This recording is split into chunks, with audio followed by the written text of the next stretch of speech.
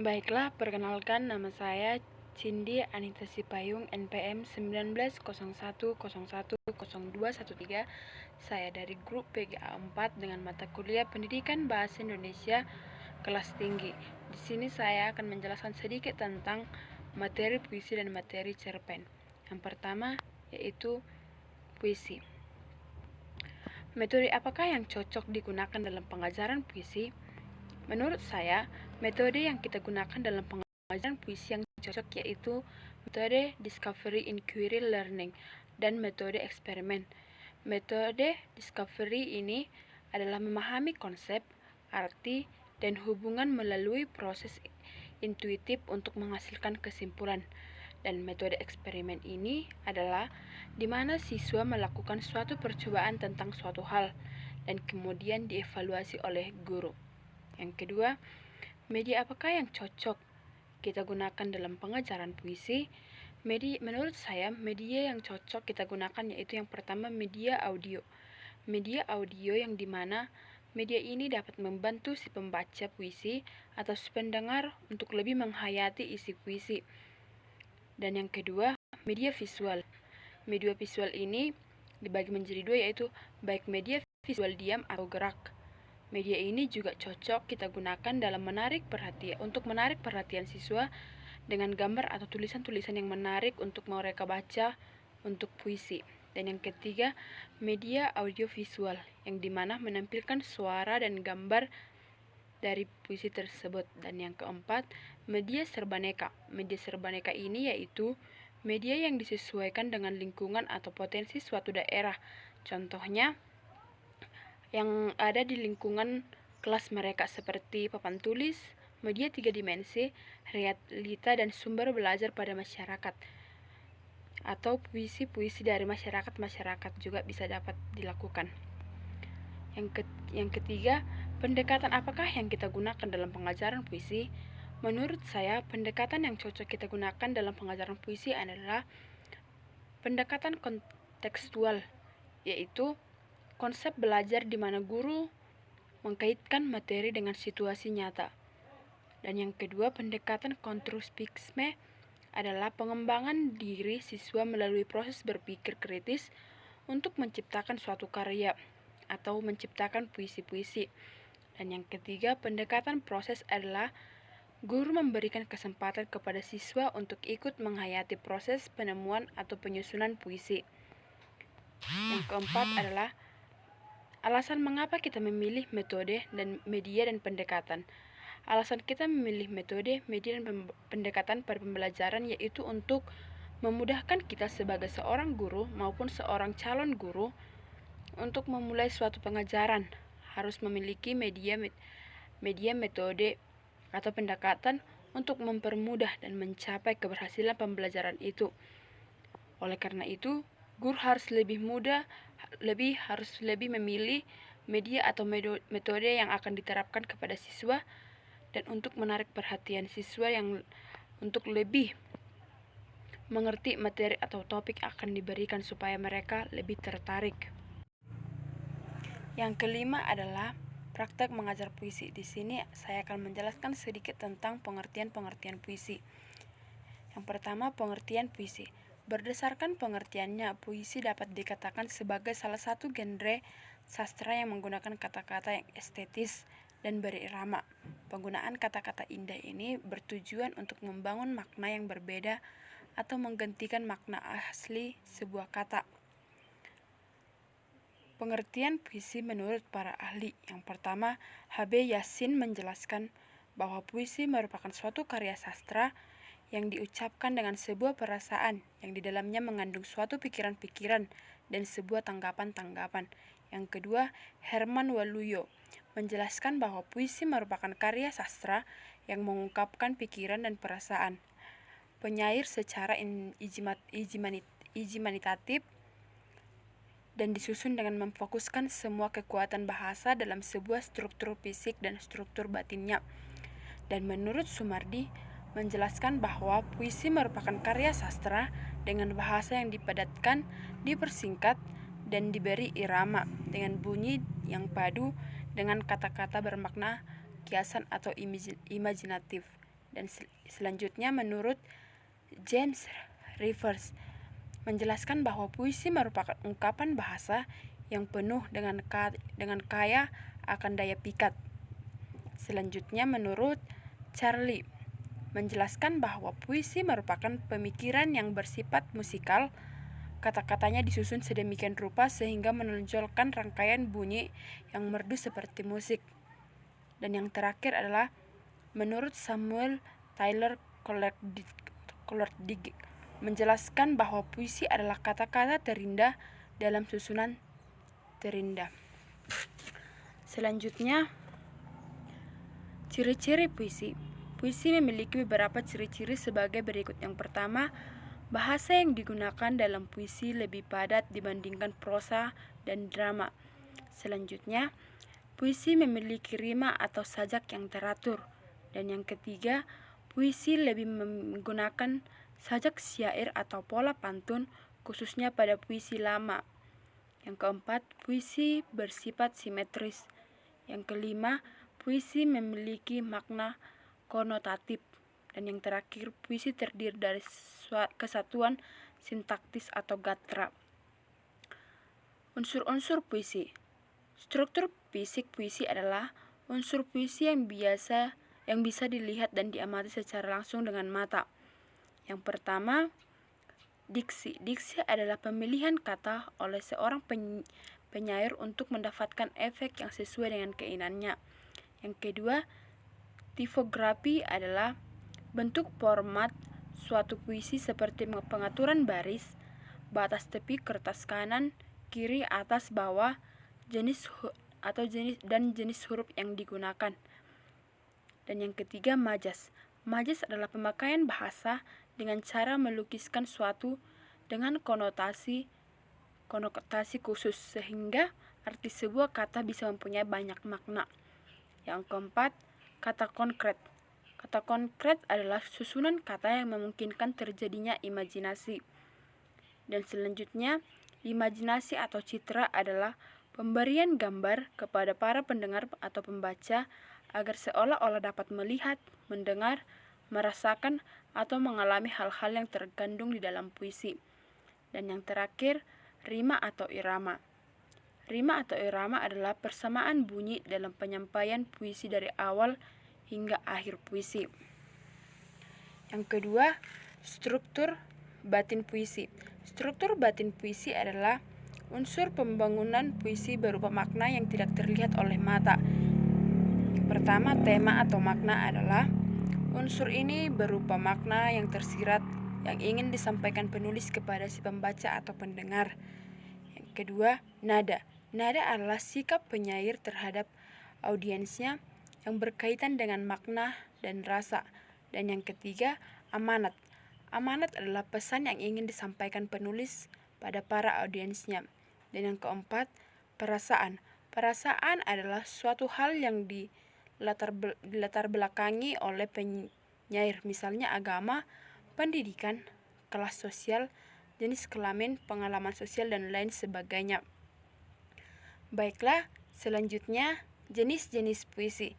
Secara umum, puisi terbagi dari 3 jenis puisi, terbagi atas 3. Di antaranya yaitu puisi lama. Puisi lama adalah puisi yang dihasilkan sebelum abad ke-20. Puisi jenis ini terbagi ke dalam beberapa jenis pula, yaitu pantun. Yang pertama, pantun. Pantun adalah puisi terdiri dari 4 larik dengan rima akhir ab-ab. Pantun dapat dibedakan berdasarkan jenisnya, seperti pantun lucu, pantun anak-anak, dan pantun sebagainya. Dan yang kedua, mantra, yaitu ucapan-ucapan yang dipercaya dapat mendatangkan kekuatan magic. Biasanya dipakai dalam acara tertentu. Contohnya, mantra yang dirapalkan untuk menolak turunnya hujan atau sebaliknya. Yang kedua, karmina, yaitu salah satu prosa di mana bentuknya lebih pendek daripada pantun. Yang ketiga, seloka, yaitu pantun berkaitan dengan berasalnya dari Melayu klasik yang berisi pepatah. Yang keempat, gurindam, yaitu puisi yang terdiri dari 2 bait, yang mana tiap baitnya terdiri dari 2 baris kalimat dengan rima yang sama. biasanya terkandung nasihat atau amanat. Selanjutnya, syair. Syair adalah puisi yang tersusun atas 4 baris dengan bunyi akhiran yang serupa.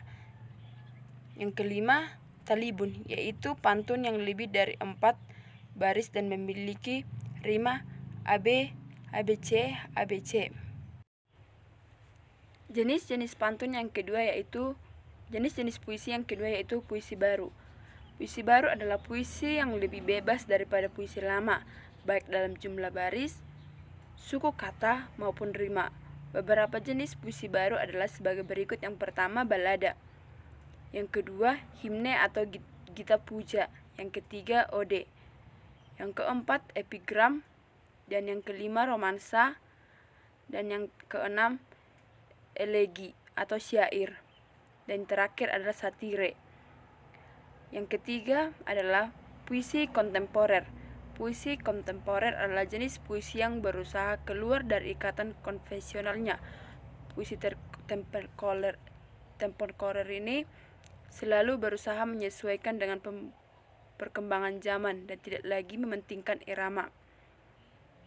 Puisi ini dibagi atas menjadi gaya bahasa dibagi menjadi 4. Yang pertama, puisi kontemporer dapat diklasifikasikan sebagai berikut. Yang pertama, puisi mantra. Yang kedua, puisi membeling. Dan yang ketiga, puisi konkret. Selanjutnya, cara membuat puisi. Cara membuat puisi ini juga harus kita ketahui. Yang pertama, tentukan tema atau judul. Dalam menentukan tema, pilihlah tema yang menarik dan sesuai dengan kata hati atau yang berhubungan dengan alam, persahabatan, sosial, pendidikan, atau ungkapan hati.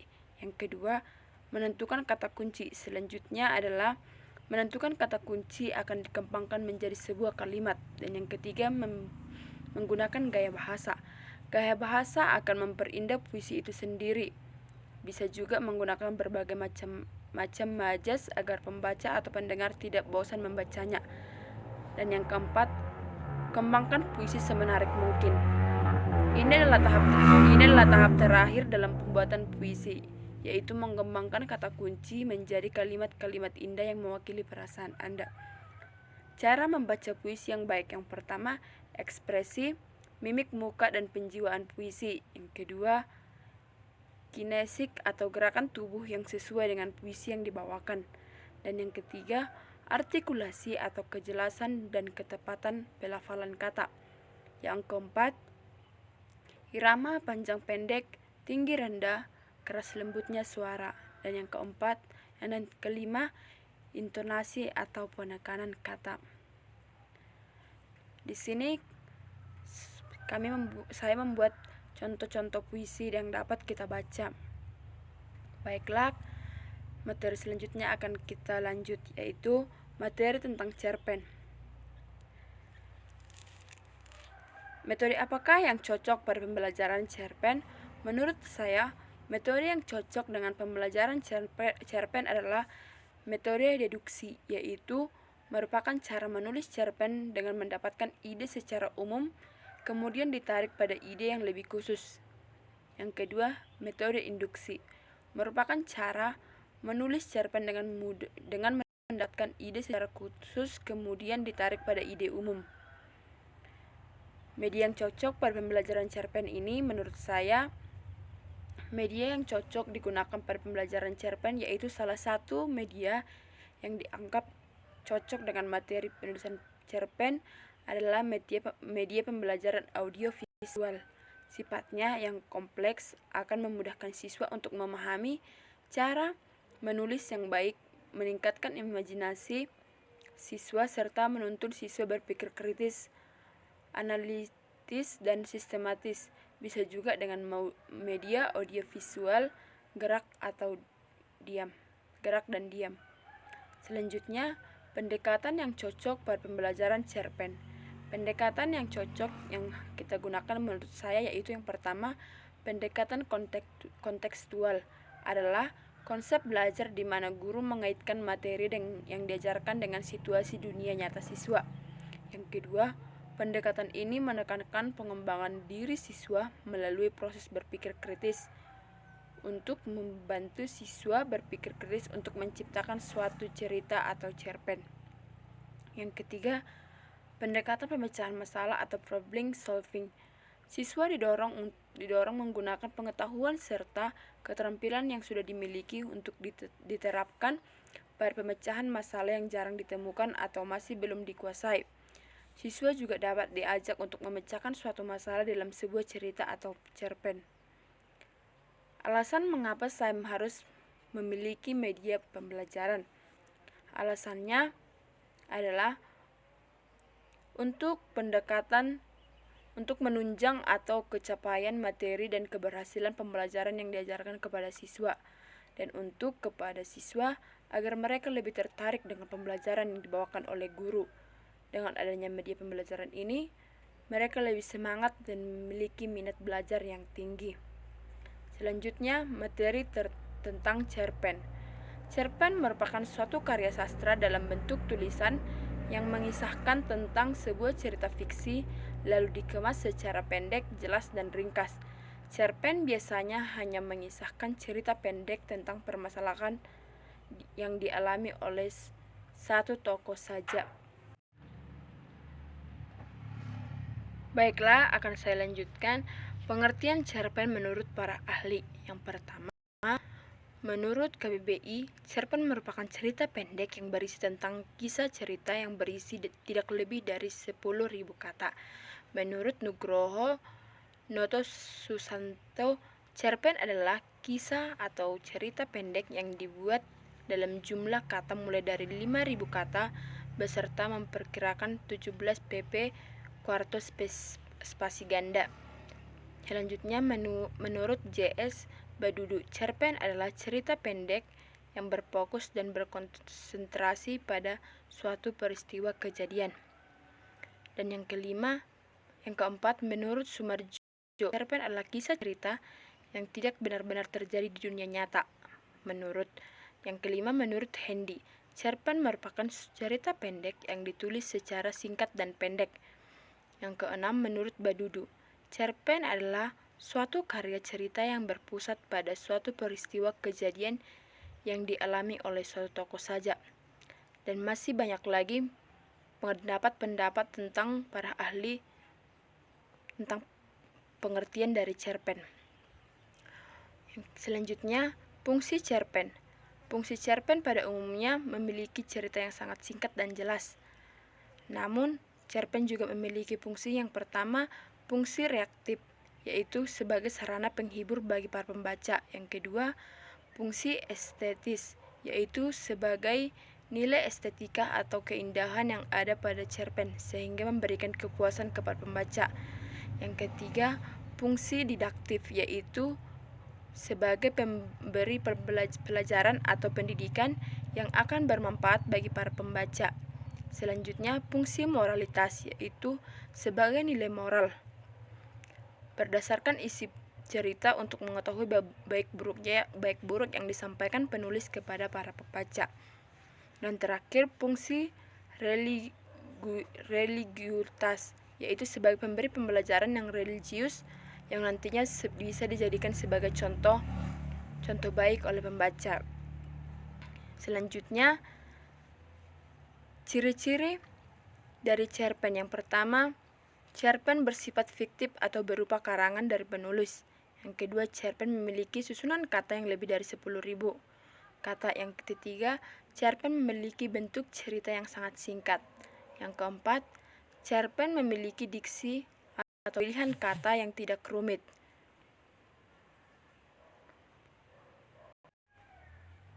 Selanjutnya, jenis-jenis cerpen. Yang pertama, cerpen pendek.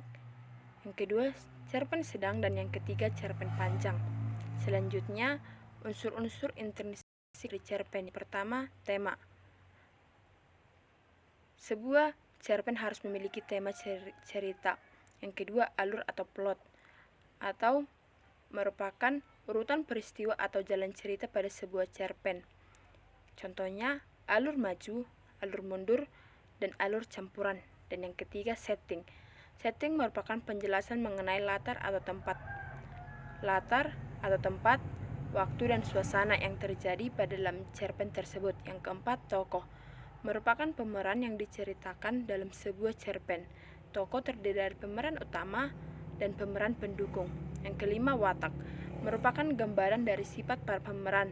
Watak terdiri dari 3 jenis, yaitu protagonis, antagonis, dan netral. Yang keenam, sudut pandang. Sudut pandang atau point of view merupakan cara pandang pengarang saat menceritakan kisah pada sebuah cerpen. Yang terakhir, amanat. Amanat merupakan pesan moral atau pelajaran yang disampaikan oleh penulis kepada pembaca. Yang terakhir adalah berikut beberapa unsur intrinsik pada sebuah cerpen. Yang pertama, terdapat latar belakang dari pengarang. Yang kedua, terdapat latar belakang dari masyarakat. Dan yang ketiga, terdapat biografi yang memaparkan biodata, riwayat hidup, dan pengalaman secara menyeluruh dan lengkap dari pengarangnya. Yang keempat, terdapat aliran sastra yang mempengaruhi gaya bahasa yang digunakan oleh penulis saat penyampaian ceritanya. Yang terakhir, terdapat kondisi psikologis berupa keadaan senang, suka, sedih, suka, dan duka yang mempengaruhi mood penulis saat membuat sebuah cerita pendek. Baiklah, sekian sedikit penjelasan saya tentang materi puisi dan cerpen. Jika ada kesalahan, saya minta maaf. Sekian saya ucapkan. Terima kasih.